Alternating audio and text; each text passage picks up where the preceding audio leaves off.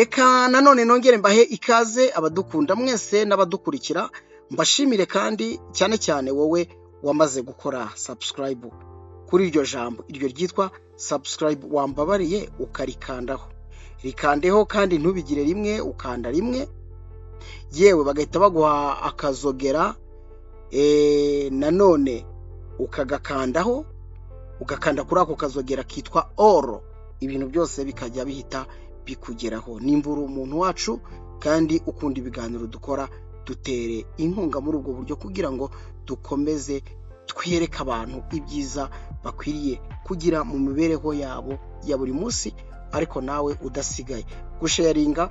Nimba wumva ntacyo bikubangamiyeho ubikore. Mbashimire rero, mbahe nikaze mwese aho muri hirya no hino mu Rwanda ndetse no mu mahanga mwese. Nimba wumva iki kiganiro, reka ngushimire kandi nguhe ikaze. Ngiye rero kukuganiriza cyane cyane nifuje ko uyu munsi nkubwira ibintu 10 ushobora gukoresha bikagufasha ejo ukagira amaso meza, amaso asa n'ay'inyana, amaso y'umweru. Reka unyemerere nze ntangire ngusasandurire ntasobanya ibintu 10. Ntujye kure, ndabakunda cyane, nitwa MC Misango.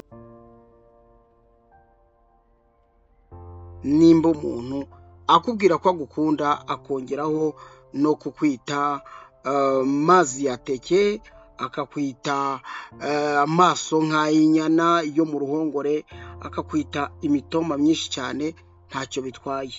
Munyemerere noneho tuze kuganira by'umwihariko muzi ko abakobwa bagomba kuba basa neza, abakobwa bagomba kuba bagaragara neza, haba mu myambarire, haba no mu miterere, yewe kureba byo bikaba akarusho. Abakobwa benshi rero ntago mujya mumenya ibanga wakoresha kugira ngo ugire amaso meza. Murabizi ko ibintu byose turabikora, tukambara, tukisiga, yewe tukagerageza no kubaho twitekaniye, twiturije, kugira ngo nyine tugire ubuzima butekanye, bumeze neza, butajagaraye. Benshi bashaka amavuta y'ibiciro akomeye kugira ngo babashe gusa neza. Uyu munsi rero ndagira ngo tuze kuganira, ese mukobwa, burya uruzi ko amaso yawe ari kimwe mu bintu byiza ukwiye kugira ku mubiri wawe? Ngiye kukugira rero inama, ngiye kugusasanurira ntasobanya bimwe mu byo nagukuriye mu gitabo cyitwa Tumenye Kwivura dukoresheje iby'Imana yaremye. Iki gitabo kiraza kukubwira uburyo ushobora gutunganya amaso yawe. No kuvuga ngo nimba wifuza ko ugira amaso meza y'umweru, unkurikire kandi uze gukurikira iyi video kugeza irangiye, maze uraza gusangamo ibintu bishyashya kuri wowe, ibintu utaruzi, ariko ibintu bigeze ku 10. Ibintu bigeze ku 10 bishobora kugutunganyiriza amaso, maze nawe bakajya bavuga ngo afite ibyiso byiza, arareba neza, nyine nawe bikagushimisha. Cyane ko hari ibyo tunywa, hari ibyo turya, hari imibereho ya buri munsi ituma tugira amaso atari meza. Rimwe na rimwe rwose ntakubeshye, wabireba nawe ukumva rwose ugize gute, ugize ubwoba, avutse iri jisho ryanjye, umusore narireba, mana yanjye we, yagira ngo rwose nigiye winywera ibiyobyabwenge byose byo mu isi. Ariko ntabwo twabura no kuvuga ko hari umuntu wigirira ikibazo cy'amaso mu buzima busanzwe, ukabona nyine yarwaye amaso kandi siwe ntabwo yabishatse, ntiyigeze anabihamagara. Ariko hari benshi banywa ibiyobyabwenge bikica amaso. Ibyo byose rero tugiye kubirebera hamwe, ariko tureba ngo ese ni igiki umukobwa yakoresha mu gihe gito cyane ukaba ufite amaso meza. Ngiye kubikubwira rero, ni ibintu 10, utege amatwi witonze, ariko banza wiyandikishe kugira ngo tuzanabane no mu biganiro bisanzwe. Ikindi icyo udasobanukiwe unyandikire kuri nimero uri kubona mu kiganiro, ndagusubiza kandi rwose ndagusubiza nakwicishije amatsiko. Twinjirane rero mu kiganiro tumenye kwivura dukoresheje iby'Imana yaremye. Ni gute wategura amaso yawe mu gihe gito maze nawe bakajya bavuga ngo ureba nk'inyana? Ikintu cya mbere ngiye kukubwira kiri mu bintu 10 ukwiye gukoresha kugira ngo ugire amaso meza ni kokombure. Kokombure ndagira ngo nkurangire uburyo uzajya ukoresha kokombure ikagufasha mu bijyanye no kugira amaso meza. Kokombure bwa mbere, nimba rwose ufite uburyo n'ubushobozi, igakwirira kokombure inshuro nyinshi zishoboka. Hanyuma nurangiza ufate kokombure ikonje, waraje mu mazi cyangwa muri firigo. Ubwo ndabaha kategori ebyiri kubera ko nzi ko abantu ntabwo bose bagira ubushobozi bungana. Waraje muri firigo cyangwa ahandi hantu hakonje. Hanyuma mu gihe ugiye kuryama, mu gihe ugiye kuruhuka, fata kokombure uyikate neza mu viringo. Noneho numara kuyikata mu viringo, use n'usinzira gake, ugarame ku buriri, barambike kokombure twa mu viringo byibura 3 ku jisho rimwe n'utundi 3 ku rindi jisho. Noneho use n'usinziramo rwose. Hari abantu baryama uko yaryamye akabyuka ari uko hari umuntu umukanze. Nugira amahirwe ukaryama ugaramye, byibura kokombure yawe ikaza kumaraho isaha wiryamiye, ndagira nkubwize ukuri, amaso yawe arakamura kokombure buke buke. Noneho kokombure igende yoze ijisho ryawe. Ubwo ni bwa buryo bubiri nkubwiye. Ushobora kurya kokombure ugakoresha n'ubwo buryo. Ubundi buryo bwa kabiri shaka kukubwira wakoresha ukagira amaso meza, imenyereze kwihekenyera karoti inshuro nyinshi zishoboka. Gura karoti, wenda uvuga uti ndarya karoti 7, ubwo ni mu cyumweru. Ndarya karoti zindi 7 mu kindi cyumweru. Rwose mu gihe gito amaso yawe azasa nk'ay'inyana. Ikindi na kijyanye cyakora cyo wenda nubwo ari icya 10, kirasa n'ubundi na cya kindi cyo hejuru twabanje cya kokombure, ariko kino cya gatatu nacyo urasabwa kuruhuka. Nimba waryamye rero ugashyiraho ya kokombure ugiye kuruhuka, ni umumaro munini cyane. Kuruhuka nabyo ni ikintu cyiza gishobora gutuma ugira amaso meza. Ikintu cya kane ntabura kukubwira ukwiriye kwitaho kugira ngo gifashe amaso yawe, ugomba nacyo kujya ukizirikana cyane. Ni ibintu by'agaciro. Gerageza ushake agatambaro keza. Ako gatambaro kawe uzanye, noneho ugakonjeshe n'ubundi ushyire ku maso yawe. Icyo gitambaro gikonje nacyo kimareho umwanya munini. Ubukonje amaso yawe fate ubukonje. Ngiye kuguha rero ibigereranyo 2 bikwereka ko ari ibintu by'umumaro cyane. Fata igitambaro gishyushye kivuye mu mazi y'akazuyazi, ubanze wirebe muri miriwari. Urebe ukuntu ijisho ryawe risa. Nurangiza ufate cya gitambaro gishyushye ugikoze kuri rya jisho, umareho wenda nk'amasegonda 30. Urangiza ugikureho wongere urebe amaso yawe. Urajya kubona ubona amaso yawe yatukuye, ijisho ryawe riba ryahise ritukura. Bisobanuye ngo ntabwo amaso akorana n'ubukonje. Icyo ngicyo ukimenye. Uburyo Imana yaremye amaso ntabwo yubahana, ntabwo akorana n'ikintu cy'ubukonje. Fata ikintu gikonje rero ushyire ku maso yawe maze urebe ngo ejo rwose mu minsi mike ibarirwa ku ntoki uraba ufite amaso meza. Kandi bino bintu nanone wibuke ubigire n'umuco. Ikindi kintu cya 5 ngiye kukubwira cyatuma wigirira amaso meza, ukagira amaso hahandi nyine umuntu azajya kureba kumva arizihiwe. Gerageza kwinywera amazi menshi.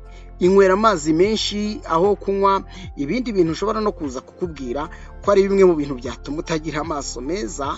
Ndagira nkubwire ngo umuntu wimenyereje kwinywera amazi mu bwonko hararuhuka, imitsi y'ubwonko bwe ntibyimba, ntabwo ipanika, ahubwo amaso yawe ahora yumva afite ubuhumekero, bigatuma amaso yawe asa neza. Ikindi shaka kukubwira nanone kigira icya gatandatu ukwiriye kumenya kandi gikwiye kugufasha, gerageza umenye kwirinda urinde amaso yawe ivumbi. Ubundi umuntu iyo ari umusirimu hari igihe ugira gutya wenda ukagura nk'uturinete wabona ibi bintu by'ivumbi bije, noneho ukagira gute ugahita ukubitamo kugira ngo hatagira ibintu bitokoza amaso yawe. Cyane bwo utangiye gukora uyu mwitozo ugomba kuyarinda. Usibye n'ibyo, amaso ni ngombwa ko uyarinda kabisa, ibintu byose bikagenda neza. Ndabizi neza ko uzamfasha tugashima Imana umaze kubona ufite amaso meza cyane. Nabivuze rero, icyo ngicyo ni ukwirinda ivumbi ndetse ukambara rinete. Hanyuma ikindi kintu shaka kukubwira, gerageza kurya imbuto n'imboga. Gerageza kurya imbuto n'imboga mu byo kurya byawe, kandi nkwibutse ibanga, ntugateke imboga ngo uzihishe. Gerageza kuzana imboga ku meza ziri umujugwe, zidahiye neza. Ziriya nizo zigenda zikoza amaso yawe, ibintu bikagenda neza. Icyo ni ikintu cya karindwi.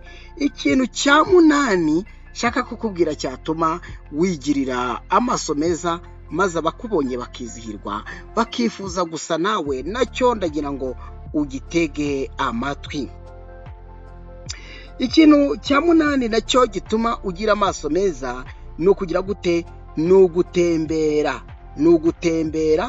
Iyo watembereye ukareba ibyiza bitandukanye, amaso yawe agakora muvoma, agahweza, burya ni ikintu gituma amaso yawe ameze neza. Wenda waba utuye nko muri Kigali, ukazamuka ukigira nko ku musozi wa Bwimo, uwo benshi bakunze kwita Shyorongi, hakunze kuba hari umuyaga uri naturel. Hari ahantu kuhanyura ukahicara se, ukegera ahantu ibiti biri guhungiza, biriya bintu ni sawa cyane, bituma amaso yawe amera neza. Urumva ni ugutembera ukareba ibyiza Imana yaremye. Hari abantu benshi usanga bafite amakosa yo kureba hamwe, ukareba hamwe ukahatumbira. Wenda urugero, uri kureba muri computer ukamara umwanya munini rwose ureba muri computer, ntabwo ari uko Imana yakuremye. Imana yashatse ko amaso yawe akora muvoma, akareba hirya agakora hino. Ibyo nabyo bituma amaso yawe asa neza. Ariko iyo wamaze kuyananiza ureba muri computer, byanga bikunda hari udutsi duto utabona tugira ibibazo tukabyimba, aribwo ubona amaraso yatangiye kugaragara mu jisho ryawe. Ikintu rero cya cyenda ukwiriye kumenya nacyo kikagufasha, ni ukwirinda kugira gute? Ni ukwirinda kunywa itabi. Ikindi nanone ukirinda kunywa inzoga n'itabi. Ubwo ni ikintu cya cyenda ndetse n'ikintu cya 10. Kunywa itabi ntabwo byatuma ugira amaso meza. Icyo nacyo ukwiye kumenya ko nimba ushaka kugira amaso meza, tandukana n'itabi. Nimba ushaka kugira amaso meza, tandukana n'inzoga, kugira ngo mu by'ukuri rero ukomeze umererwe neza. Ibyo byose nkubwiye nubyitaho mu gihe gito cyane, uzanyandikira umbwira uti uri umuntu udasanzwe kandi warakoze. Imana rero yaturemeye byinshi mu buzima bishobora kudufasha kugira ngo koko tugire ubuzima buzira umuze. Tumenye kwivura dukoresheje iby'Imana yaremye. N'igitabo nari ndi kugusomera, igitabo cyiza cyane kirimo ubuhanga buhanitse cyane. Reka rero nshuti zanjye mbashimire, ngusabe kora subscribe kugira ngo tujye tubana mu biganiro byacu bisanzwe.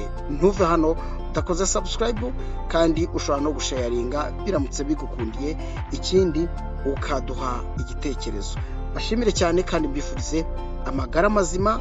Ubutaha munyandikire mutese wadukoreye n'ikindi kiganiro ku ndwara iyi n'iyi ngiyi. Reka mbashimire, mbifurize amagara mazima. Nitwa MC Misango, ikiganiro nakagaruka.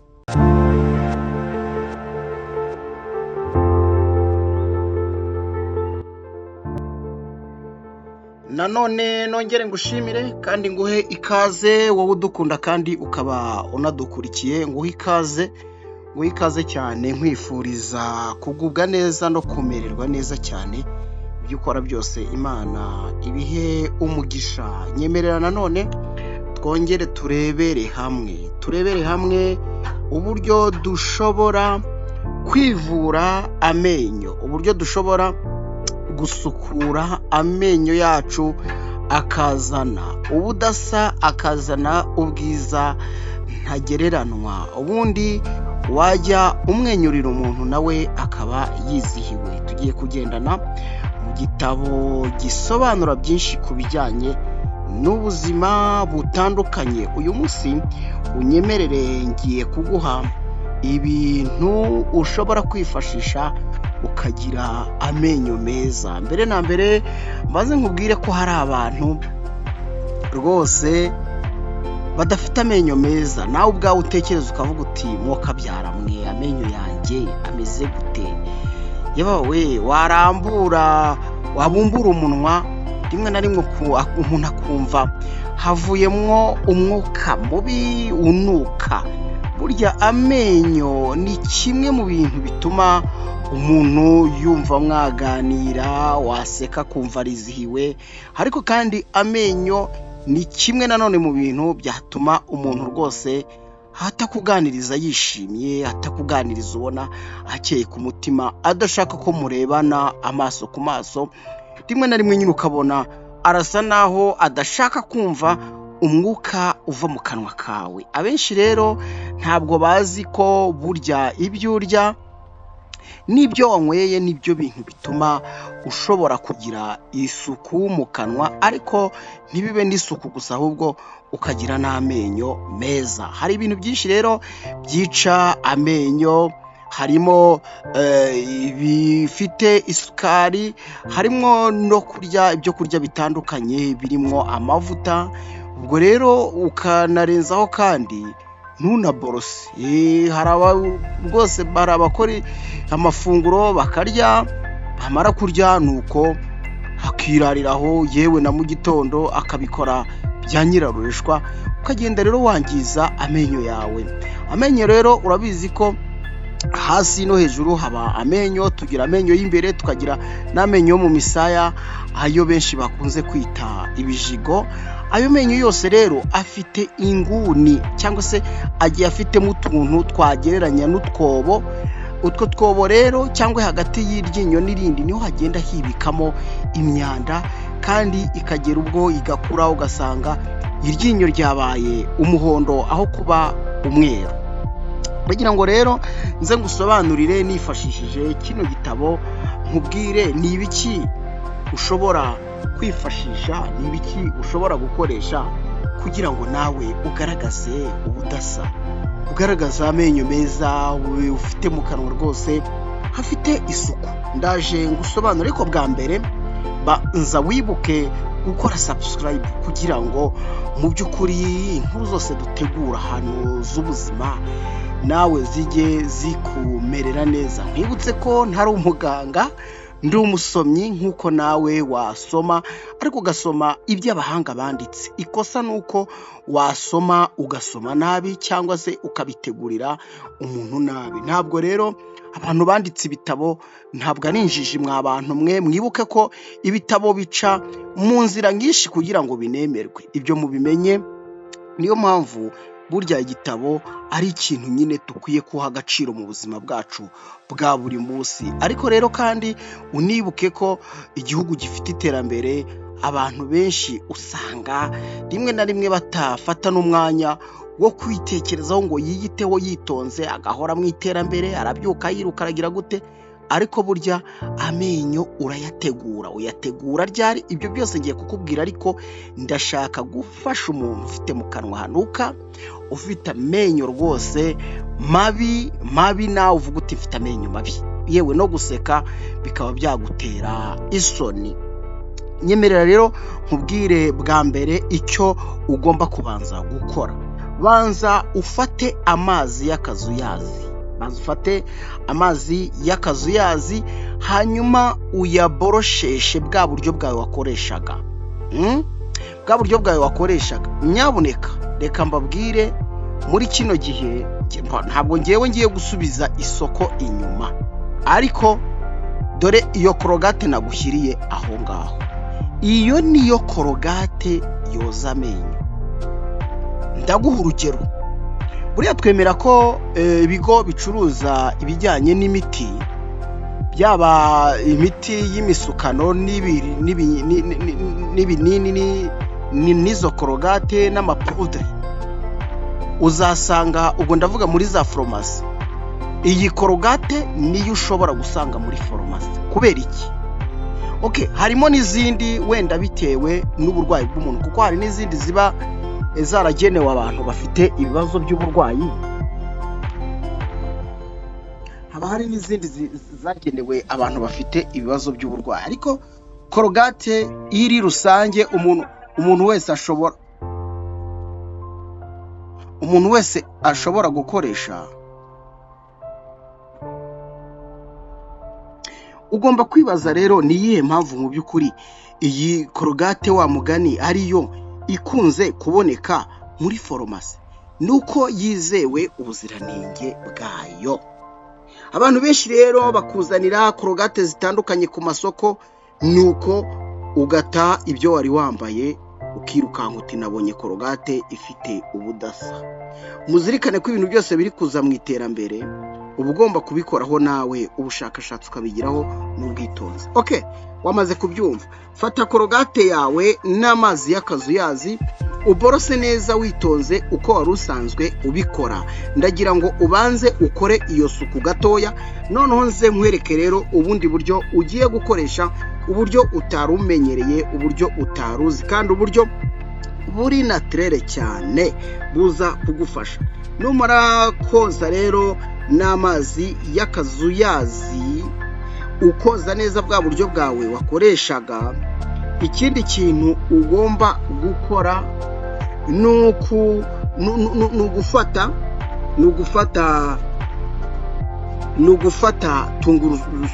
ugufata tangawizi. Urafata tangawize uyihondagure, uyihondere mu kantu. Numara kuyihondera mu kantu, icyo uri buze gukora, uragerageza gushakamo amazi yayo. Ayo mazi yayo numara kuyabona, ubwo wiyeranije nyine ushaka ibyo bitonyanga. Numara kuyabona, uhite uyavanga n'umunyu. Urankurikiye? Uhite uyavanga n'umunyu, uyavange n'umunyu ayo mazi. Numara gufata ayo mazi nakubwiye, ukayavanga na tangawizi, ayo mazi ya tangawizi ukayavanga n'umunyu, uhite wongera ufate amazi y'indimu, indimu nayo uyikamure, hanyuma ayo mazi nayo uyavange muri wa munyu wawe, muri ya tangawize yawe, ubwo buryo bwombi uko ari butatu: tangawize, umunyu ndetse n'indimu. Ibyo ngibyo numara kubibona, uhite noneho ufata ya korogate nkubwiye, ngira ngo ni nayo uri kureba hano. Nimba ushaka kwivura amenyo, gura iyi korogate. Nimba ushaka kugira mu kanwa heza, ukagira amenyo meza, ururimi rwawe rukaba rusa neza, igice cyawe cy'amenyo, icyo hasi n'icyo hejuru, byombi inyuma n'imbere, bikaba bifite isuku, ukaba waseka ukumva uriziwe. Ibyo bintu nkubwiye bikoreshe. Ubundi uzampamagare umbwira uti, ese mu by'ukuri ibi bintu wambwiye ko bitakoze? Ariko nzi ko utazambwira gutyo, ahubwo uzambwira uti uri umuntu udasanzwe. Ibyo bitatu rero numara kubikoresha muri ubwo buryo nakubwiye, fata umwanya wawe witonze, utaborosa nk'ugiye kwiruka, utanakuba cyane. Utangire uborosa. Ugiye kubigenza gute rero? Urafata igikorogati, ufate ka gatangawize kawe wavanze n'indimu n'umunyu. Ubwo reka tuvuge ngo ufite umunyu hariya wari ushonga buke buke bitewe n'ayo mazi washyizemo, y'amazi y'indimu, y'amazi ya tangawizi. Icyo gihe nurangiza urahita ushyiraho korogate. Iyi korogate niyo ushyiraho. Numara gushyiraho uhite ukoza muri iyi tangawize, muri iyi ndimu ndetse n'uyu munyu. Use naho ugize gute, wongeye ubaye nk'ubivanze. Ubivange n'iyo korogate ugiye kuboroshesha. Ubwo birumvikana urakora akantu kajya kumera nka kondo, kubera ya ntuze ya korogate ushyizemo. Kora ku kantu kameze nka kondo, hanyuma utangire uborose. Kandi iyo ugiye kuborosa ugomba kubanza guhera mu gice cy'imbere. Fatanya amenyo, woza imbere ukuba buke buke, ntago ugomba gushyiramo imbaraga. Ugende winjize mu ishinya y'ibumoso cyangwa iy'iburyo, biterwa n'aho ushaka kwerekeza. Woherezemo, nurangiza wasame igice cyo hasi cy'imbere ukiborose, icy'ibumoso n'icy'iburyo ukiborose. Uborose mu bijigo, ubwo uburoso urabucurika, uborose mu bijigo ubushinze, kuko inyuma n'imbere ku kijigo wamaze kuwoza. Uzenguruke woze witonze utirukanka. Ujye no hejuru, wongere ujye imbere no ku bijigo. Birumvikana uburoso uburebesha hejuru, woze neza witonze. Wongere uhite wiyunyuguza igifuro kikubanye cyinshi, wiyunyuguze n'amazi y'akazuyazi ucire. Borosada yawe wongere kandi uyizaneho undi muti, kushe ya kangahe, ya kabiri. Wongere ucisheho buke witonze. Ubwo uburyo wakoresheje bwa mbere aba ari nabwo buryo ukoresha ku nshuro ya kangahe, ya kabiri. Uborose witonze, ufatanye amenyo yawe, ukubeho, winjire mu ishinya y'ibumoso cyangwa iy'iburyo, ukube witonze. Wasame urebe hasi, imbere no hasi no hejuru, iburyo n'ibumoso. Mu kijigo uhagarike borosada, wongere ucurike borosada bitewe n'igice ugiye kuborosa cyo hejuru. Kandi ibingibi ngiye kukubwira wongere ubikoreshe akaroso gashya, apara bwa boroso usanga bwaragiye bwigonda, utuntu twatunuze twaturoso twako usanga twaragize gute, twaracitse, twararandutse. Uzana akaroso gashyashya. Kandi akaroso nkubwira, byibura hari uburoso buba butandukanye, ariko ugura uburoso guhera kuri 300 gusubiza hejuru. Ubwo buroso buba bwizewe. Naho kano karoso k'100 akenshi kaba kanakoze nabi, usanga ari akantu gashobora no guhita kakwicira ishinya. Ibyo bintu ubikore gutyo witonze. Hanyuma ikindi uri buze kongeraho nyuma yuko umaze kwinyuguza neza, ukoza uburoso bwawe neza, mu by'ukuri urakora akandi gakushe ka gatatu, ariko ko koza ururimi. Woze ururimi nabwo ugenda gake gake, kuko hari igihe ubwohereza kure ukaba waruka. Woza ururimi rwawe narwo ufata akanya urwoze witonze, rwose narwo urwoze ruke. Kandi nakubwiye ngo ntukuba cyane, ugenda gake gake. Yewe iyo ugiye koza amenyo yawe, uburoso hari ukuntu uhera hejuru kwishinya hejuru, umanura ndiho uriho urabyumva, umeze nka kwa kundi ukoropa amazi. Umeze nka kumwe uri gukoropa amazi, ugahera hejuru umanura. Kubera ko hari agashishwa kaba kari ku ryinyo. Ko gashishwa iyo wamaze kukomora niho uzasanga umuntu ashobora kurya ikintu gishyushye ukagira ngo ni amashanyarazi yinjiye mu mubiri wawe. Ako gashishwa rero ugomba kugasigasira. Iyo uri koza amenyo ugomba guhera hejuru umanura, ubwo ni igice cyo hejuru. Igice cyo hasi ugahera hasi uzamura, kugira ngo ka kantu kawe kagashishwa ndi kukugeranyiriza kagahu kaba kari ku ryinyo koye kuvaho, kuko gafite umumaro munini cyane.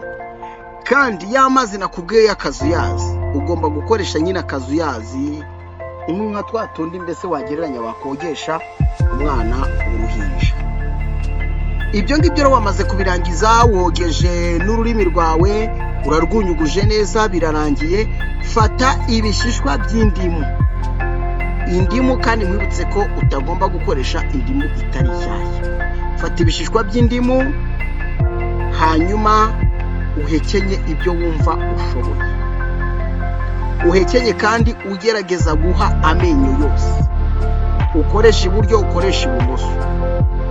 Hari n'ukuntu ushobora guhekenya ubumbye umunwa, kugira ngo wa mwuka uri kubura aho winjira, uri kubura aho usohokera, ugerageze mbese mu kanwa kawe umere nk'uri gukurizamo umwuka wa cya gishishwa cy'indimu. Uhekenyesha ibijigo by'ibumoso, ibijigo by'iburyo, uhekenye unoze. Wabimira ntacyo bitwaye, kuko ku bafite n'umuvuduko w'amaraso ibyo rwose ni igisubizo. Ku bafite amaraso yipfundika ni igisubizo. Ibyo tuzabivugaho akamaro tuzavuga ku kamaro k'ibishishwa by'indimu n'indimu muri rusange, nzabibabwira. Ariko nyine ni ibintu byiza. Iyo urangije gukora ibyo ngibyo nkubwiye, umaze guhekenya cya gishishwa cy'indimu, ntago kiba kirura, nubwo cyarura kandi umuti n'ufite icyo umaze. Nimba wamaze kubyumva umunyu, wamaze kubyumva indimu, wafashe tangawize ndetse washyizemo iyi korogate uri kubona nashyize kuri iyi foto ya thumbnail. Icyo ugomba gukora rero ni ukureka za ntuze zawe bya bishishwa umaze guhekenya byibura hakazamo diferanse y'iminota 30 kugeza kuri 40, ukabona ukaza gukoresha uburoso bwawe na ya korogate yawe bisanzwe, ari nako urushaho kugira gute guhita ubirangiza. Maze rero mbashimire cyane, muri abantu b'agaciro, kandi nzi ko inama mbagiriye mugiye kuzikora, mugiye kuzishyira mu bikorwa. Ubutaha watwandikira muri commentaire nimba waramaze gukora subscribe. Imana iguhe umugisha. Nimba waramaze gukora subscribe, Imana iguhe umugisha. Ujye wibuka no gusharinga mu magurupe abantu badafite amenyo meza, ukabagura uti nimufatireho hano. Ikindi nuko ukwiriye kudusigira igitekerezo, ese twongere tuvuge ku yihe ndwara. Bifuriza umugisha w'Imana rero, kandi mukomeze mumererwe neza. Ndabakunda cyane. Nitwa MC Misango.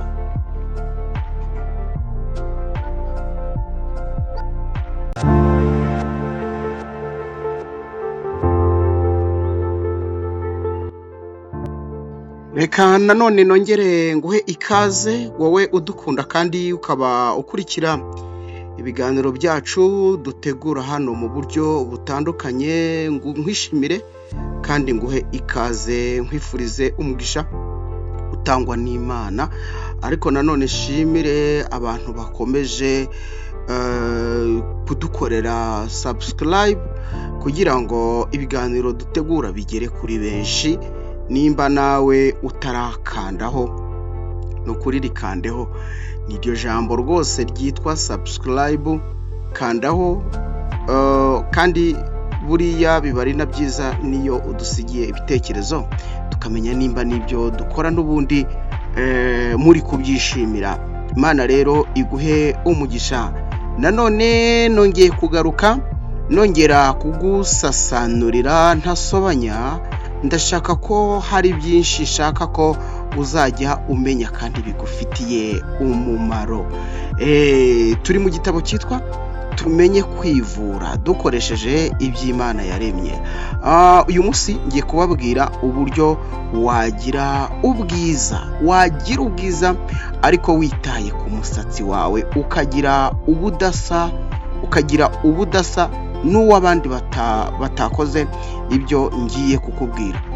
Mbere na mbere banza uha agaciro umusatsi wawe, by'umwihariko reka wenda kino kiganiro abadamu cyangwa n'abakobwa nimushake mukigire icyanyu.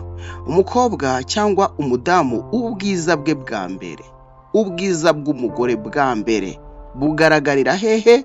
Ku musatsi. Umusatsi wawe waba udefirije, waba uri naturel, ariko nkubwize ukuri, umusatsi wawe niwo ukuranga, niwo uranga ubwiza bwawe, niwo uranga ibintu byose. Mbese umuntu ushaka kukumenya no kukureba cyane cyane bwa mbere yita ku isuku y'umusatsi wawe. Ni ukuvuga ngo rero umusatsi w'umugore nk'uko ndi kubabwira cyangwa w'umukobwa, hari ubwo ushobora kugira ibibazo ngiye kukubwira, hanyuma ibyo bibazo rero ndashaka ko uza kubihandoringa, nimba ariko nabyita, uza kubikemura ukoresheje umuti w'ubwoko bubiri ngiye kukubwira, kandi ni ukuri ibyo mbabwira mujye mubikora, ubundi tuzahurire mu kiganiro dushimira Imana, umbwira uti nari mfite umusatsi uteye gutya, nari mfite umusatsi umbangamira muri ubu buryo, mbese mfite ipfunwe mu bandi, ntishimye, ntanezerewe. Yes, reka rero turebere hamwe niki ugomba gukora kugira ngo umusatsi wawe ugende neza. Niki ukwiye gukora kugira ngo koko umusatsi wawe ugende neza, cyangwa se use neza cyane. Reka turebere hamwe muri kino gitabo cyacu. N'ubundi gitabo nababwiye ko gifite byinshi kandi byiza. Ahangaha ndagira ngo tuze kubijyanamo neza, ngere kuri page ibivuga rwose, ubundi uze kunyemerera nawe ukore ibyo ndiho nkubwira. Urakoze cyane, ndabona mpageze. Hanyuma kugira ngo utunganye umusatsi wawe bwa mbere, banza wite kuri ibi bintu ngiye kukubwira. Batubwira ko umusatsi ari agaciro, ni uburanga bw'umuntu, ndetse umusatsi utuma umuntu agaragara neza mu bandi nk'uko natangiye mbikubwira. Hanyuma bakubwira inama yo koga mu musatsi kenshi.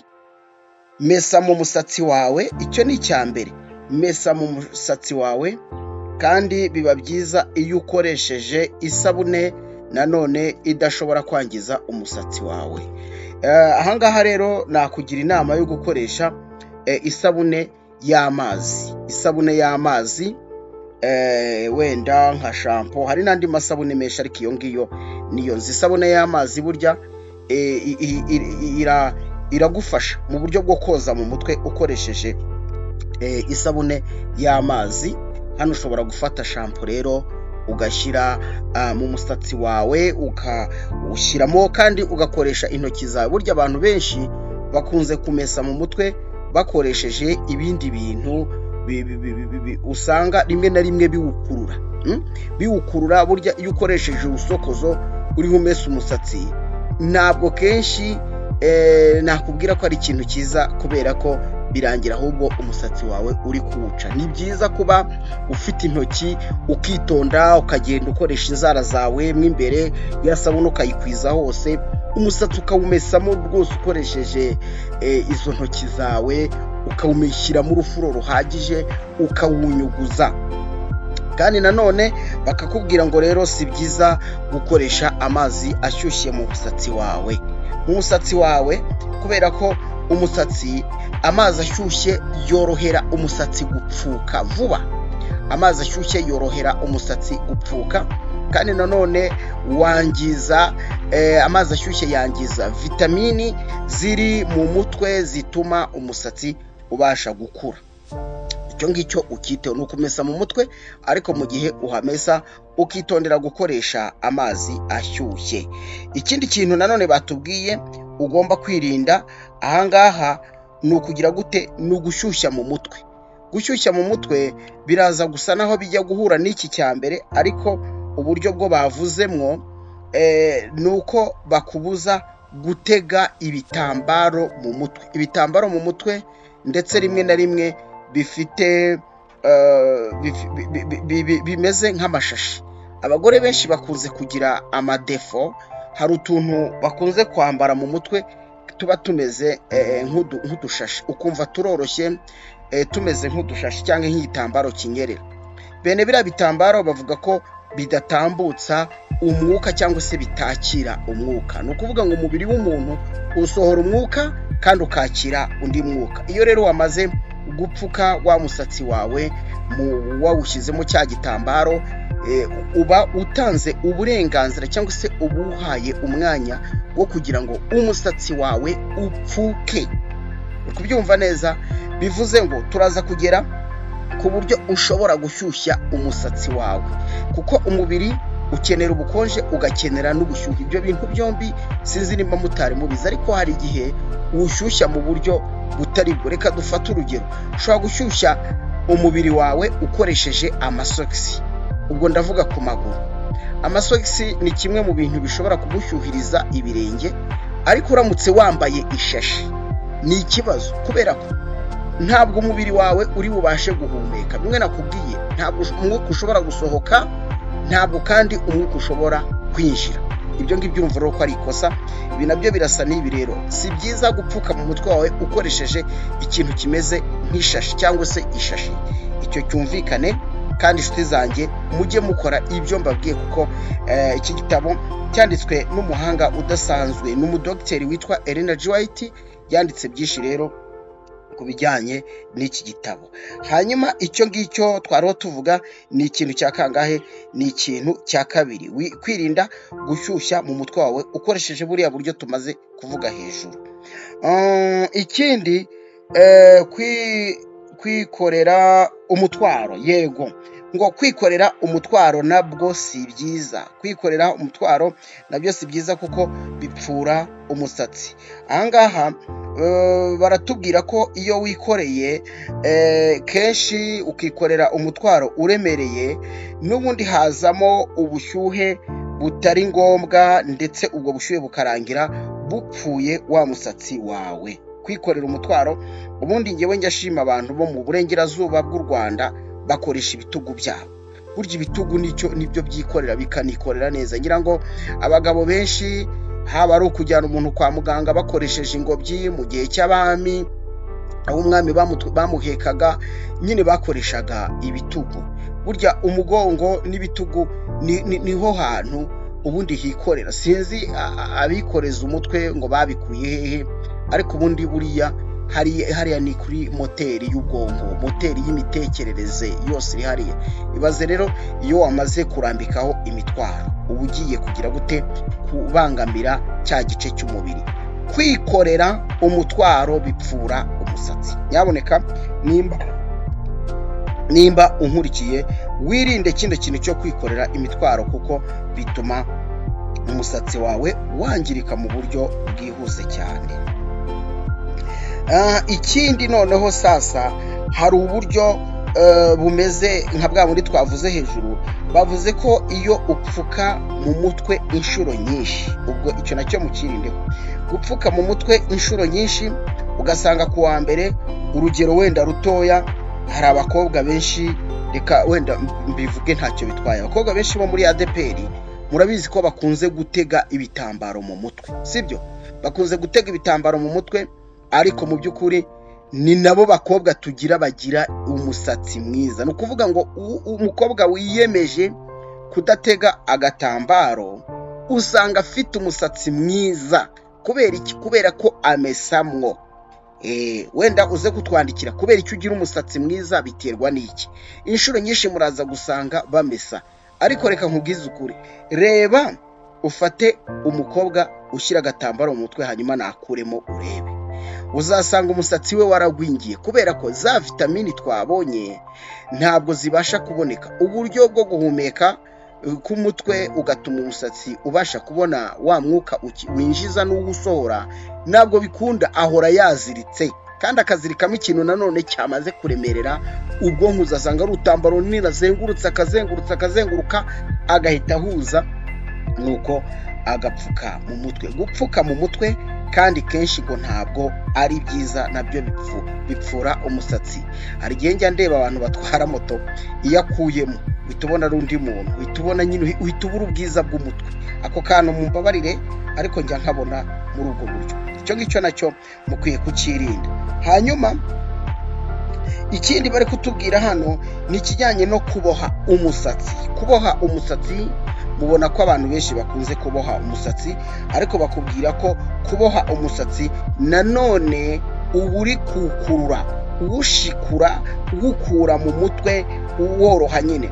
Abantu benshi mukunze kubona ko bakunze kuboha imisatsi, ariko barakubwira ngo kuboha umusatsi ntabwo ari byiza, bishobora no kugutera ibibyimba byo mu mutwe. Ahangaha ndahita mfata urugero rw'ibyo nkunze kubona, aho umuntu usanga bamuboshye umusatsi, ariko ukajya ukabona hari utuntu tumeze nk'imiburu. Sinzi nimba ibyo bintu mubyumva.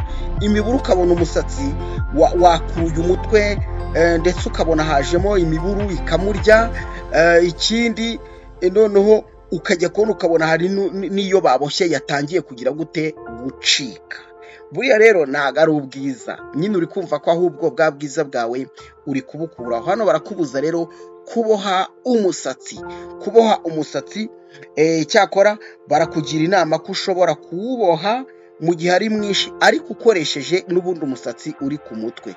Ubwo ni ukuvuga ngo aho kugira ngo uzane undi musatsi ku ruhande, bya bindi bimeze nk'ibi, niba bagita ngo ni ibiki ntago mbizi, ariko ngira ngo hano barakubwira ko atari byiza kuzana ibindi bintu bimeze nk'imigozi ngo ubohesha mu mutwe wawe, ahubwo nushaka kuwuboha ukoreshe umusatsi wawe. Kandi nanone ntukomeze, ngo ni kwa kuntu uba wifite igisatsi cyawe cya natirere, wajya kuryama ukakizirika. Ubwo wenda nicyo bashatse kutubwira, ariko kuwuboha ukoresheje ibindi bintu biwuboha, wakoresha ibitambaro biwuzirika, wakoresha ubudodo, wakoresha n'indi misatsi ngo y'imiterano, ibyo byose ngo ni bimwe mu bintu bishobora gutuma umusatsi wawe upfuka. Kandi noneho bakakubwira ko iyo upfuka uhera ahagaragara mu maso, hejuru ku gahanga no mu misaya. Urumva rero ko ari ikibazo mu by'ukuri.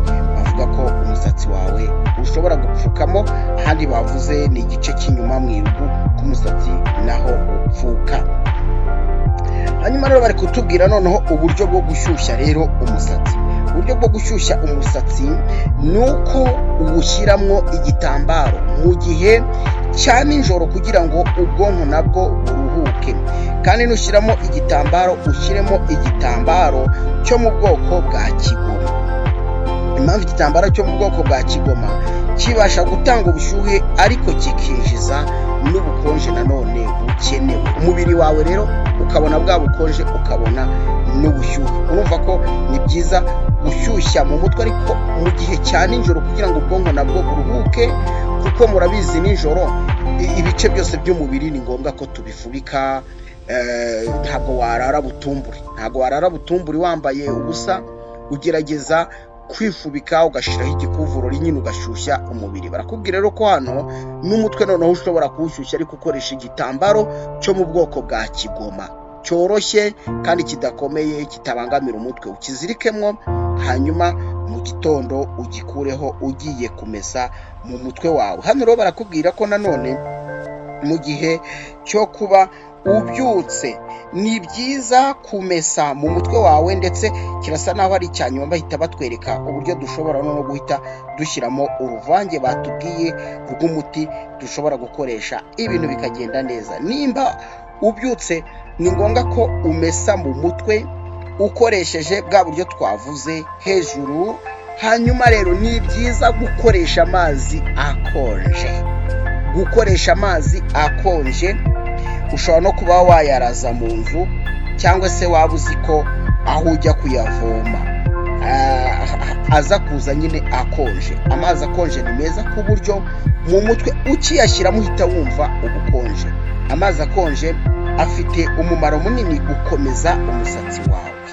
ni byiza rero kumesa ugashyiramo isabune byibura inshuro 3, ugashyiramo inshuro ya mbere ukakorakora mu mutwe wawe rwose wose ukawuzenguruka, warangiza ukiyunyuguza, ukongera ugashyiramo indi sabune ukawukoramo rwose, ukawukoramo ukongera kandi ukagira gute, ukongera ukiyunyuguza, ukongera nanone ubu indi nshuro ya 3 ugashyiramo indi sabune ukunyuguza cyane noneho bihagije.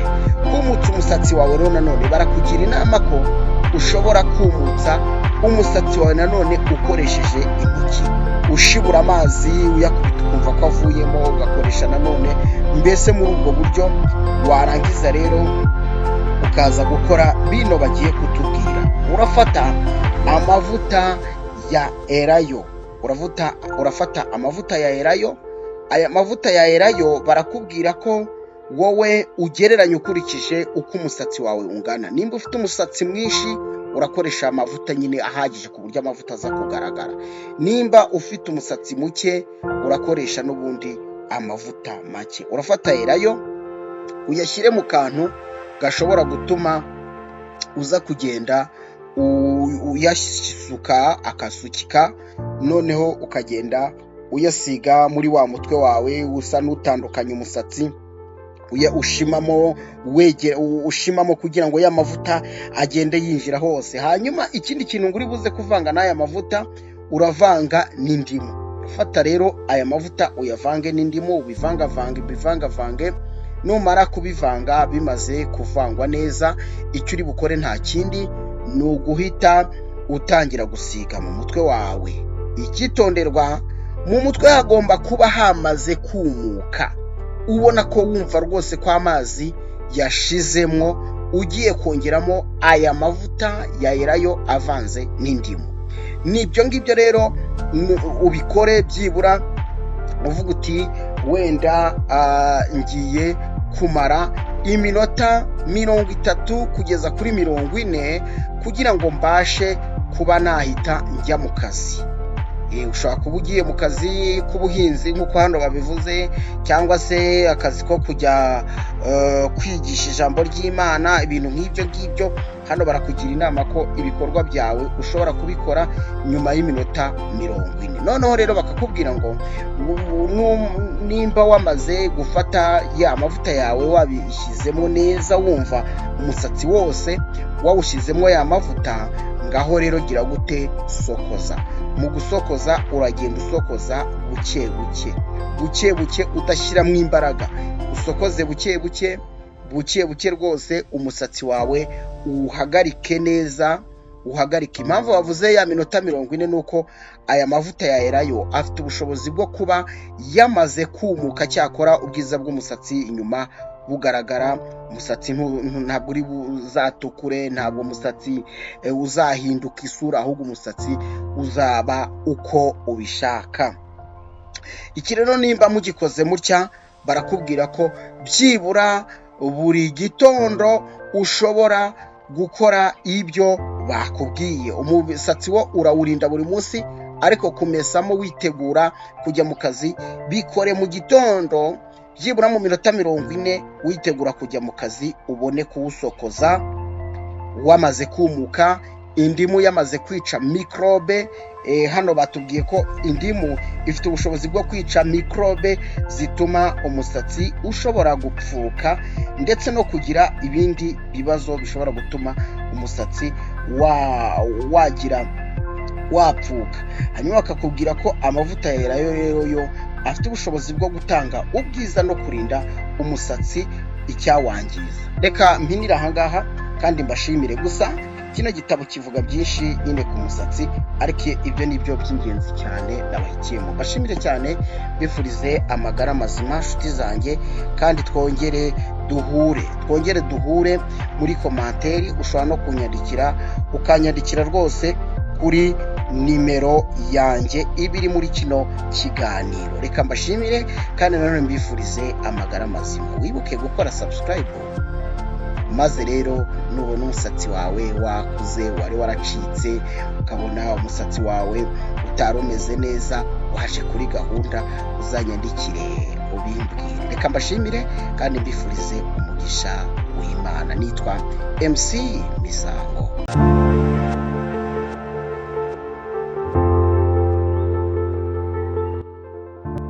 Umuhanga mu mateka y'u Rwanda yaravuze ati ukurusha umugore abakurusha n'urugo. Umwami Musinga abajijwe ati ese ko umuhungu wawe umukwereye ukamukwera inka imwe, arasubiza ati inka ntabwo ari ikiguzi cyangwa se inkwano si ikiguzi, ahubwo inkwano ni ishimwe ry'ababyeyi. Ukurusha umugore abakurusha n'urugo ni umugani w'ikinyarwanda kandi umugani ufite byinshi usobanura. Mbahaye ikaze cyane cyane mwebwe bagore, ariko n'abagabo banyu mbahaye ikaze mu kiganiro cyacu cy'uyu munsi, tumenye kwivura dukoresheje iby'Imana yaremye. Ibyo tubisanga mu gitabo cyanditswe n'umuhanga mu by'ubuzima witwa Ellen G. White, ariko akaba yarafite n'impano idasanzwe y'Imana. Yamweretse byinshi mu mateka bijyanye n'ubuzima bugiye butandukanye, kimwe n'abandi badogiteri benshi bagiye bandika inkuru zitandukanye, cyane cyane aho bagiye badusobanurira bakatwereka ibyo dushobora kwifashisha mu buzima bwacu bwa buri munsi kugira ngo bidufashe kubaho kandi tubane neza. Mu rugo hagati y'umugabo n'umugore habamo konekisiyo cyangwa se habamo ubufatanye, habamo ubwuzuzanye bw'umugabo n'umugore, ni imibonano y'abashakanye. Ibyo ngibyo ndagira ngo mbikubwire nongere mbigusubiriremo, ariko ni ukukwibutsa urabizi. Abanyarwanda rero bajya baca umugani ngo ukurusha umugore abakurusha urugo. Impamvu ni uko iyo umugore ari mutima w'urugo, iyo umugore akunze urugo rwe, iyo umugore yizihiwe n'abe bo mu rugo, mu by'ukuri agaragara neza n'umushyitsi yaza akavuga ati ruriya rugo rwa runaka rurakomeye. Impamvu mbivuze nta yindi, ndagira ngo wowe mugore unkurikiye ufite ikibazo mu rugo rwawe, ariko iki kibazo gisa naho cyabaye nk'agatereranzamba. Urabaza umutima, yewe urarara utanasinziriye uvuga uti uru rugo nubatse ni rugo ki? Kubera ko umugabo wawe umubiri we ufite intege nke. Nta muntu rero ufite urukingo rw'uko atarwara, ahubwo ngo kwirinda biruta kwivuza. Ngiye rero kukurangira wowe mugore umutobe w'ibimera uza gutegurira umugabo wawe iminsi 5 yonyine, iminsi 5 yonyine. Ikibazo cyo kutubaka urugo neza mu rugo rwawe kiraba gishyizweho akadomo. Mbere ya byose ndagira ngo mbanze nkwibutse ko umugabo niwe nkingi y'urugo. Umugabo ni inkingi y'urugo, niwe myugariro. Umugabo iyo utambutse ku rugo rwe ukumva avuga, uravuga utoyada ndumva ryajwe ridasanzwe rihari, ndumva umugabo ari mu rugo. Nuko ibyakuzanaga nimba bitari byiza ugasubirayo wihuse. Umugabo iyo ari mu rugo, umugore yumva ko nta kintu cyamukoraho, yumva nyine ari wa wundi nyine twavuze hejuru. Ni imyugariro kandi ni igikingi cy'irembo, ni ukuvuga ngo niwe wugarira ntihagire uwugura urugo. Ndavuga babandi twita amabandi cyangwa se ibisambo. Mu magambo make rero, abagabo benshi bafite ikintu kimwe bajya birengagiza. Rimwe na rimwe ukavuga uti ikibazo mfite wenda ni ku mubiri wanjye umeze, no kwa muganga ntujyeyo, ntushake no kubaza, ntushake no kugira ngo, ariko burya abagore barabaza. Ariko rero icyiza kiri hano, ntiwirirwe ubaza, ahubwo sobanukirwa uburyo ugiye gukoresha bino bimera twongeyemo n'ubuki, maze nkubwire uburyo ugiye gukemura ikibazo cy'urugo rwawe. Kuri iyo ngingo abantu benshi bajya bibaza ngo ariko ubundi umugore ashakirwa iki? Umugabo ashakira iki umugore? Iyo ngingo rero ituma amushaka. Iyo itakozwe neza, iyo itakozwe nk'uko Imana yayihaye umurongo, ni byiza ko mu by'ukuri ugomba kubihindura, kuko udahinduye ubwo buzima hazamo ikibazo. Abagabo benshi bakunze kunywa ibiyobyabwenge harimo inzoga. Inzoga ni ikinyobwa gica abagabo intege mu gihe cyo kubaka urugo ndetse no mu buzima bwa buri munsi. Guhora uyifata ukayigira agacumbi k'amafunguro yawe ni ikibazo. Ikindi, abagabo bakunze kujarajara, ukajya hirya ukajya no hino. Ibyo byose ni amakosa.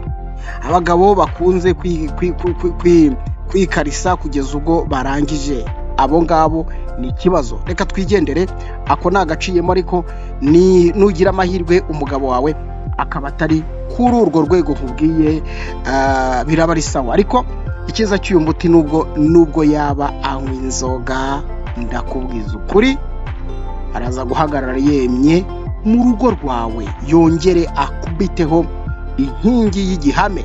Kandi iyi nkingi imwe ntabwo igera inzu. Kuvuga ngo nahashye, ngo nishyuye minerivare y'abana, ngo naguriye umwenda umugore, ibyo ntacyo bivuze. Yes, tugendane rero. Ngaho jya mu isoko ugure tangawize. Gura tangawize kandi nshyashya. Hari abantu benshi mujya guhamuka buri bintu byamaze gusaza. Ibintu byashaje burya nyine biba byashaje, nta mumaro biba bifite, ahubwo biba byamaze gukora amavirusi. Nzabaganiriza ku bijyanye n'uburyo abantu murya imbuto zapfuye, ugashaka gukata ku ruhande ngo hano ngo ntihapfuye, burya urubuto ruba rwapfuye. Nzabikubwira cyane. Hano hari igitabo gifite imizingo myinshi, ndiho ngenda nzingura kugira ngo mbasasanurire ntasobanya, hanyuma tukive imuzi tukigere imuzingo. Jya mu isoko ugure tangawize nshyashya, namaze kubikubwira. Izo tangawize zawe numara kuzigura uzizane. Wongere kandi ntiwibagirwe no kugura karoti. Ntiwibagirwe kugura karoti nazo nshyashya. Ikindi utibagirwa kugura, ntiwibagirwe kugura indimu nshyashya. Ibyo bintu byose ndi kukubwira, untega amatwi ubyumve neza. Karoti namaze kuyikubwira, tangawize nayikubwiye, ndetse n'indimu. Ibyo bintu ubyiteho ndi kukubwira. Hanyuma ikintu uri buze kongera gukora hano, numara kugura tangawize, ukagura n'indimu, ndetse ukagura na karoti, ntiwibagirwe no kugura tungurusumu. Hanyuma wongereho n'ubuki. Narababwiye ngo ubuki mu bwitondere, kuko abantu benshi bari gupirata ubuki. Barashyiramo umutobe w'umwikamire, ibyo ni amakuru ufite. Barashyiramo isukari, ibyo ni amakuru ufite. Hanyuma wowe ukagura ubuki, ukagura nako isukari, ugira ngo uguze ubuki. Ibyo mu byitondere. Nibiba byiza ujye ugura ubuki buri mu kinyago, kuko inganda zo nta bintu byinshi zivugaho, zirasekeje, ndetse n'abandi babutunganya mu buryo butandukanye. Hanyuma ibyo numara kubibona rero, urafata karoti yawe, urafata tangawize yawe, urafata indimu yawe, urafata na tungurusumu. Ibyo bintu byose ushaka uburyo wiyeranja, wabisekura cyane cyane, wenda usibye indimu gusa. Indimu ushobora kuyitonora, igishishwa cyayo ukaba ari cyo usekura cyangwa ugasya. Ariko ibindi byose ushobora kubisekura cyangwa ukabisya, biroroshye. Kuko ntabwo wafata wa mutobe w'indimu ngo ugiye kuwusya. Ibyo byose rero kora ku buryo ubisya kabisa, ubisekura se, biraterwa nuko ubishaka. Kandi ujye wibuka isuku, uyishyira imbere, ubicatiranye. Hanyuma ukurikije uko ubona bingana, ndagira ngo uze kugira gutya, ufate amazi meza wateguye, afite isuku, watetse, waguze se. Noneho ufate rwa ruvange rw'ibyo bintu nakubwiye, nurangiza ugire gute, uhite umenamo litiro y'amazi. Ubwo kugira ngo wenda nkorohereze neza, ufata tungurusumu wenda nk'icumi. Hanyuma ufate tangawize, ukatakate tangawize nayo ushaka ikigereranyo kingana na ya ndimu, na ya tungurusumu. Ufate ikigereranyo kingana na ya tungurusumu. Karoti ushobora guhita wenda ufata nka karoti nziza ebyiri nini kandi zingana. Biri kumvikana? Hanyuma ibyo ngibyo nibirangira, numara kubikora gutyo, ufate ubicatiranye kumwe nakubwiye, uzane litiro y'amazi. Numara kuzana litiro y'amazi ushyiremo uvange. Numara kuvanga rero icyo ugiye gukora, ugiye noneho kuyungurura. Nkwibutsa ko nifuza ko wakamura wiyeranje, ushake ikintu cyo gukamuza. Hari akantu gashobora kugukamurira rwose kakanoza. Hari utuntu bajya bafungamo ibiseke bakunze guha ababyeyi mu gihe cy'imisango y'ubukwe. Kari akantu kameze nk'agasupanete, ushobora kugategura neza, ubundi bya bikatsi byawe ukabishyiramo, wakarabye neza, ugakamura ku buryo wa mutobe wawe wamaze kubivangavanga ushaka ko wose uvamo. Kandi wongere nanone ufata akayunguruzo, wongere uyungurure. Hanyuma ibyo ngibyo numara kubona rero umutobe wawe muri ya litiro y'amazi nakubwiye, ufata ubuki ibiyiko bitandatu, ushyire muri ya juice yawe, ya ji wamaze gukora. Cyakora wumva bifite ubusharire bwinshi bukabije, ongeramo ubundi buki nta kibazo. Hanyuma rero icyo ugiye kunkorera ni iki? Urafata uyu mutobe tumaze kubona washyizemo ubuki, wavanze bwa buryo twakubwiye, uhite ugabanyamo gatatu. Ugabanyemo kangahe? Ugabanyemo gatatu. Nongere nkwibutse ko mu gihe ugiye kugabanya, ugomba gushaka akantu nyine ubona ko ya mangane atatu ari buze kuboneka. Gabanyamo gatatu iyo ji yawe wakoze. Numara rero kubona imaze gukunda, mu gitondo wihera umugabo wawe muterete. Bibaye na byiza rwose wamubwiza ukuri kuko n'uwawe, wamubwira uti navumbuye ibanga y'uyu muti. Hanyuma nurangiza rero uhita ugira gute? Uhite umuha igice cya mbere mu gitondo, igice cya kabiri wiyeranje, nimba saa sita yakibona ku meza, nimba yagira gute simbizi, ariko nabwo aze kugifata mu masaa sita mbere yuko afata ifunguro. Kandi na mu gitondo biba byiza mbere yuko afata ikindi kintu, iminota 30 ikajya hazamo iryo tandukaniro ry'iminota 30. No ku mugoroba nabwo bibe gutyo, bya bice bitatu wagabanyije muri ya litiro biraba bimaze kuboneka. Hanyuma rero uko ugomba kubikora ni ukuvuga ngo, nimba wamuhaye gutyo, ni nako ugomba kumuha kwa kabiri, kuko wabikoze kwa mbere, kwa kabiri ubikore, kwa gatatu ubikore, kwa kane ubikore, no kwa gatanu ubikore. Yewe nibinagukundira ushobora kugabanya izo nshuro nakubwiye, ukavuga uti reka wenda nkore ibingana gutya. Ufatiye kuri rwa rugero twakubwiye bwa mbere, ya litiro y'amazi yavuyemo bya bindi nakubwiye. Sori gatoya, twibagiwe indimu. Urumva cyagishishwa wagisekuriyemo, cyangwa se wakirapiyemo, cyangwa se wagisereyemo, ariko ushobora no kugira gute? Ushobora nyuma nurangiza uze gufata umutobe w'indimu ukamuriremo. Izi ndimu rero nazo zigomba kuba zifite nyine umutobe uhagije. Ushobora gufata indimu 3 muri bya bindi, umutobe wazo ukawukamuriramo neza. Ubwo rero dusubire hejuru gatoya aho twari tuvuye.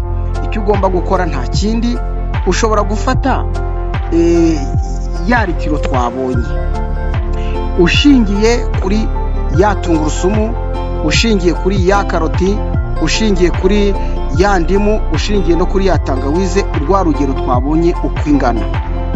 Ushobora noneho kubifata buri za tungurusumu twavuze wenda zigeze nko mu 10, tangawize wakase nazo ukaringaniza bikagenda bigasa naho biringaniye, ari nazo ari nk'10. karoti ebyiri nini nziza. Ibyo byose n'ubundi numara kubifata ushobora kugenda ubikuba ukavuga uti ubwo izi ngizi nazo zirajyamo litiro, n'izi zirajyamo litiro, n'ibi birajyamo litiro, n'ibi birajyamo litiro, ukabara litiro imwe ku munsi. Litiro imwe ku munsi, ubwo ni ukuvuga ngo ku wa mbere litiro imwe, ku wa kabiri litiro imwe, ku wa gatatu litiro imwe, ku wa kane litiro imwe, ku wa gatanu litiro imwe, litiro 5 ukazikora muri cya gipimo nakubwiye. Ibyo ngibyo rero ushobora kuwukora gutyo, ukagenda ubipima bya bipimo uhereye ku gipimo cya mbere nakubwiye, ukabipima, wamara kubipima ukabivanga, ukaza kubitegura rero aho ubika wa mutobe. Ni byiza ko ubika umutobe wawe mu icupa ry'ikirahure cyangwa se mu kintu kimeze nk'ibumba. Ibyo aho hantu niho nifuza ko ubika, ntushyire muri plastique. Hanyuma ujye upima ya mangano nakubwiye, mu gitondo umenye ngo harafatwa iki, nimugoroba harafatwa iki, ndetse na mu gitondo, saa sita no ku mugoroba. Kandi ushobora no kugira litiro 10 madamu nawe ukanywaho. Ikintu no kiziririzwa wenda udakwiye gukora nuko nimba urwaye uburwayi bw'igifu, kubera ko harimo ubusharire cyangwa se harimo n'ubusharire, harimo tangawize, urabizi ko ku gifu si sawa, ndetse n'indimu nayo igira, byose bifite gaze na tungurusumu, ntabwo ku gifu byaba ari sawa. Niba urwaye igifu, ubwo nyine wowe ntabwo uyu muti ukureba. Hanyuma ushobora gukora izo litiro 10 ukazisangira n'umugabo wawe, nta kibazo. Iminsi 5 mukaba mwagize gute, mwazimaze. Reka nkubwire, uyu mugabo urahita ubona itandukaniro, urabona itandukaniro. Jya mu isoko, nta handi nkurangiye, amafaranga n'ayawe, genda uyakoreshe. Nkwibutse ko ibi nkubwira mba nabikoreye ubushakashatsi nifashishije igitabo Tumenye Kwivura Dukoresheje Iby'Imana Yaremye. Nicyo nifashisha kugira ngo nawe ngufashe, cyane ko nzi ko ngira nkugire niko gaciro. Nanjye hari ibyo nagukuraho, hari ibyo nakungukiraho. Burya abantu nyine tuba dufite umumaro, tuba dufitiye abandi umumaro, turaba agaciro ku bandi. Reka rero mbashimire. Icyo utumva wanyandikira kuri WhatsApp yanjye nkagusubiza neza. Ikindi kandi ushobora no kuza kuri YouTube channel yacu nyine aho wageze, nyaboneka ukiyandikisha, ugakora subscribe, rwose ukanadusharingira, mbese ukatubera umuterankunga. Turabigusaba, ntabwo tubigutegeka. Turifuza ko bino biganiro byagera kure. Mbibutse ko ntari umuganga, ahubwo ndi umusomyi kimwe nawe. Burya ibitabo, niyo ugiye mu isomero, igitabo iyo ugikuyemo ugomba kumva ibirimo ukabishungura, ibyo wumva bitaburana n'umutima wawe ukabikoresha. Mbashimire cyane, mbifurize amagara mazima, kandi mukomeze mumererwe neza. Hanyuma mbibutsa ko burya amagara aramirwa. Imana ibagirire neza. Nitwa MC Misango.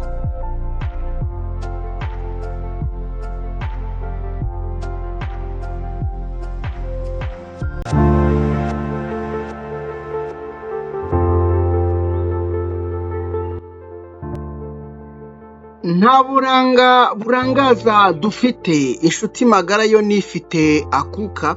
Impamvu nuko igushyingura utayitumyeho ngo uyihe amabwiriza, igakubanira neza abandi, ijuru rizaguhemba nshuti yanjye. Wima umuto burya abayimye umukungu. Inshuti magara nifite akuka. Kuba ufite umwuka bwa mbere ujye ubishimira Imana. Nimba rero utamerewe neza, nimba ufite umubyibuho udasanzwe cyangwa se utifuza kuri wowe, umubyibuho abantu bareba nabo bakavuga bati uyu muntu rwose arambabaje. Nimba kandi ufite inda nini, utambara ngo uberwe kimwe n'abandi, kandi abangana nawe, abafite ibiro nk'ibyawe ukabona nyine bafite inda imeze neza cyangwa se iteye neza, bakambara bakaberwa, yakambara ikanzu, yakambara ipantaro, yakambara n'undi mwenda wose ukabona amerewe neza. Ndagira ngo nawe noneho ngufashe nkubwire ngo ushobora kumererwa neza. Reka maze nkubwire ko burya siporo yo kugabanya inda, yo kurema ikintu ku mubiri ntabwo ikorwa n'abagabo gusa. Mujya mubona ko umugabo nimba avuga ati ngiye gukora agatuza kanjye, ngiye gukora inda, ngiye gukora ukuboko, arabikora bigakunda, inda ikagenda pe, agasigarana igituza kuko ari cyo akeneye, agasigarana n'ukuboko. N'abagore rero birashoboka, ariko mu buryo bwa siporo bwa mbere ugomba kumenya ko nyine ibyo bintu ushaka kubikora ubikunze. Mbahe ikaze rero mwese abadukunda n'abadukurikiraho muri hirya no hino mu bice bitandukanye by'u Rwanda n'abatwumva muri mu mahanga. Reka mwese mbahe ikaze kandi mbashimire cyane ko mukomeje no kungaragariza ko turi kumwe, ko mukomeje no kwishimira ibikorwa ibyunganira ubuzima bwanyu mbazanira hano. Nkabona ko nyine mwishimye, abenshi muri kwiyandikisha ku bwinshi, hari n'abampamagara. Yewe Imana ibahe umugisha. Nawe nimba kandi wifuza ko tunavugana hakagira byinshi umbaza, ni karibu unyandikire kuri WhatsApp cyangwa se umpamagare, biraterwa nuko nyine wumva ubishaka cyangwa se naho uherereye. Mbahe ikaze rero kandi mbashimire. Ngiye kubabwira rero ibintu bigeze ibintu bitari byinshi ugiye gukoresha kugira ngo nawe ugaragare neza, ugabanye ibiro, ugabanye n'inda, ugabanye ibiro, ugabanye n'inda kandi utiyicishije inzara. Ikintu cya mbere, urakoresha seleri, ukoreshe kokombure, ukoreshe indimu, ukoreshe karoti, ukoreshe ishu, bongeremo n'amavuta ya elayo. Bino bintu byose ngiye kukubwira, ikintu cya mbere bigufasha, cya mbere ni ukubanza bigakamura ikinure kiri muri wowe. Ubundi ntabwo ari byiza ko ibinure bishira mu mubiri w'umuntu, ariko hari ibinure nyine bigutera kubyibuha.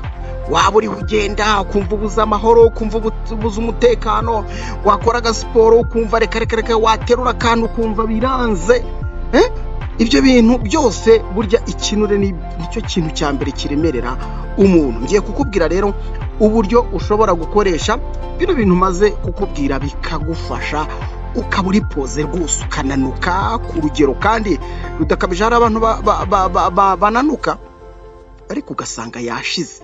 Ibi ngiye kukubwira ntabwo bikunanura kugeza ku rwego umuntu akabona ufite ikibazo. Oya, ntabwo ariko bigenda rwose, ahubwo ibi ngibi bwa mbere birabanza bigakamura cya kinure nakubwiye, ubundi bikagabanya inda yawe, bikagabanya n'ibiro. Kandi ubyizere rwose cyane ko turi kubikura mu gitabo cyanditswe n'umuhanga. Tumenye kwivura dukoresheje iby'Imana yaremye. Iby'Imana yaremye burya bigira umumaro. Yewe na dogiteri usanzwe wawe ufite wa wundi muhorana arakubwira ati nyabuna ajye wibuka gukoresha imboga, ukoreshe n'imbuto. Reka rero twanzike ikiganiro cyacu. Banza ufate rero seleri.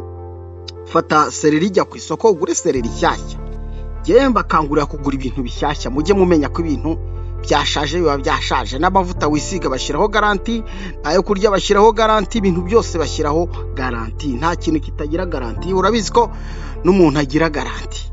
Hanyuma rero fata seleri nshyashya zitarangije garanti, ufate kokombure rwose. Kokombure yo unayitonde, hari kokombure iba inapfuye ifite utuntu tw'uduheri, turiya tuntu akenshi iba yarangiritse. Hari ubwo uyigura wayikata ugasanga imbere yagiye igiramo ibintu bimeze nk'amabara. Kokombure gura nshyashya kandi idafite ibiheri. Ugure indimu nshyashya rwose ubona ko aribwo igicibwa ku isoko. Wongere nanone ugure karoti zimeze neza rwose. Karoti nshyashya zirigaragaza, urazireba ukazibona. Yewe n'ishu, atari bya bindi abantu bo muri Kigali usanga bajya kugura amashu. Ndavuga abantu b'i Kigali kuko aribo bantu nabonye usanga amashu yabo ashobora kumara iminsi mu modoka. Ugasanga nyine n'umucuruzi agiye gucuruza agahera kuri amwe yaramaranye iminsi, ukajya kugura amashu y'umunambe kandi hari amashu mashyashya. Gura n'ishu rishyashya kabisa. Ubundi amavuta gura Elayo, gura amavuta ya Elayo, ayo mavuta hanyuma nayo abe ari buze kugufasha muri kino kiganiro cyacu. Ibi bintu rero ugiye kugura byose wamaze kubyumva. Icya mbere ni seleri, kabiri ni kokombure, indimu ni 3, karoti ni 4, ishu ni 5, hanyuma n'amavuta 6. Ibi bintu 6 tugiye kubikoresha mu minsi 10 gusa. Ubundi uzambwira uti uri umuntu udasanzwe. Usibye ko ntabwo ari jewe udasanzwe, ahubwo nuko ibi bintu namaze kubona hari benshi babishyiraho commentaire ko babigerageje kandi bikagenda neza, cyane cyane mu gitabo tumenye kwivura dukoresheje iby'Imana yaremye. Reka rero fata ibyo bintu byose, seleri na kokombure n'indimu na karoti. Indimu banzu yishyire ku ruhande, ahubwo bino byose nkubwiye banzu ubicatiranye nanone ubisye. Tujya tubwira abantu ko ugomba kuba ufite akakoresho kagukorera ji, ukaba ufite uburyo seleri yawe ushobora kuyikamura neza, ukabona kokombure ukayikamura, ukabona indimu ukayikamura, ugakamura karoti, ugakamura ishu. Bino bintu byose gerageza ubikamure. Icyitonderwa cyangwa se icyo nshaka ko wumva kurusha ibindi, abantu benshi bakunze guta igishishwa cy'indimu. Yewe ndagukangurira kubisya nabyo, kubisya kandi indimu ukayisya, yewe na ziriya mbuto z'imbere nazo bikagendana. Ushobora kuyikamura yego, ariko indimu ukazishyira mu kuma kazisya, ariko umutobe wawo ukamuye. Hanyuma shyiramo rero muri ibi bintu byose nakubwiye, seleri, kokombure, indimu na karoti n'ishu, shyiramo amazi makeya nk'akanusu k'amazi meza, akanusu k'amazi meza. Nurangiza icyo ugiye gukora, mu gihe wamaze kubivangavanga, uri kubisya cyangwa se uri kubisekura, biterwa n'ubushobozi bw'umuntu. Tujye twibuka ko abantu bose badafite ubushobozi bungana. Hari umuntu urira ku gasahane gashobora no kumena isosi, hari n'undi urira ku isahane rwose yakorewe kure cyane, ariko kure cyane nyine uvuga uti nambutse imisozi njya kuyishaka, ukayiha ako gaciro. Rero nimba ufite agasekuru kawe cyangwa se ukaba ufite blender yo kugukorera ji, bikore gutyo. Hanyuma numara kubisya rero ukamure y'amazi washyizemo, ukamure neza. Nkugira inama yo gukamura ugakora ji neza. Hari n'imashini nyine ushyiramo ikagukamura, ariko kamura ubone ji yawe ivuye muri bya bimera byawe wavangavanze, ndetse hakiyongeramwo n'andi mazi meza washyizemo akanusu k'amazi. Igikombe cy'inusu ni mukizi, abantu mukunze kugura amata, kugura inusu, kugura litiro, bintu nk'ibyo ngibyo. Igikombe cy'inusu bari cyo ushyiramo hano. Kamura neza rero, kamura neza kabisa. Hanyuma wenda nsubira inyuma gatoya, fata seleri ubona ko zihagije, ufate kokombure nk'eshatu nziza, ufate indimu nziza, ufate karoti ebyiri nziza, ufate n'igipande cy'ishu, ishuri nini urikatemo, hanyuma usigaze igipande. Ibyo bintu rero numara kubikora, wamaze no gukamura ya ji twamaze kubona, umaze kuyibona neza, shyiramo amavuta ya Elayo ibiyiko 3, bishyiremo uvangavange fresh, uvange neza, uvange kabisa, uvange. Hanyuma iyi ji rero ntabwo ugomba gufata ikindi kintu mu gihe wayikoresheje, byumvikane neza. Iyi ji yawe ntabwo ugomba gufata ikindi kintu, cyaba icyo kurya cyaba icyo kunywa. Uwo munsi ni akaregime ko kuba wafashe bino bintu, kandi urayikoresha mu gitondo gusa, ukibyuka kabisa. Uyitunganye neza, uyikore, ubundi kariya kantu iyo nusu nakubwiye uyigotomere fresh. Nurangiza wambare neza, utegura imyenda yawe. Numara gutegura imyenda yawe, ushake sentire z'abakobwa murazizi. Sentire z'abakobwa murazibona, ziba zifite paseri nini. Fate sentire y'abakobwa, ushobora no kuyikoresha. Hari ukuntu uyikoresha ukajya hariya ukayikoresha ifata mu nda fresh, noneho bakayifungira inyuma niho ugomba kuyizirikira, igaca mu nda yawe neza hagati, ukaringaniza mu nda, igaca mu mukondo, ugafunga neza, ukumva kuyiyegereje. Hanyuma ugashyiraho agashati kawe gasanzwe, nka kwa kundi umusirikare nyine yambara antibara agakubitaho ibindi bikoresho agafunga sentire y'ipantaro, nawe ndashaka ufate sentire noneho uyambare fresh mu nda, iciye hehe, iciye mu mukondo wawe, uyifungire inyuma. Ubundi uwo munsi wirirwe mu kazi kawe kuva mu gitondo kugera nimugoroba. Nibigera ku mugoroba ndagira ngo uze gukora dushe, wumve uri poze. Numara gukora dushe ufate ibyo kurya watetse byoroshye. Mu bintu byoroshye njya mvuga ngo igitoki kiroroha, ubanza hari n'amakaroni arimo isosi yoroha, ubanza ibirayi byoroha. Bino byo kurya nshaka gukora, gerageza ubyime umunyu cyangwa se ushyiremo akunyu gake, shyiramo akunyu gake, ubundi amavuta byihorere. Ukurikire neza, amavuta yareke. Numara kureka amavuta wishyiremo akunyu gake kawe gake, umva kakandi gatuma nyine ubitamira, wirire bikeya.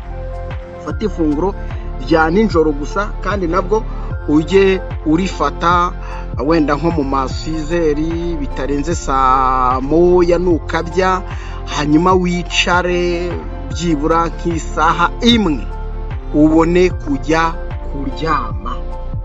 Akandi kantu kari hano ndagira ngo ubyitoze nimba bishobora kugukundira, ariko naje gusanga iyo witoje ikintu nacyo gishoboka.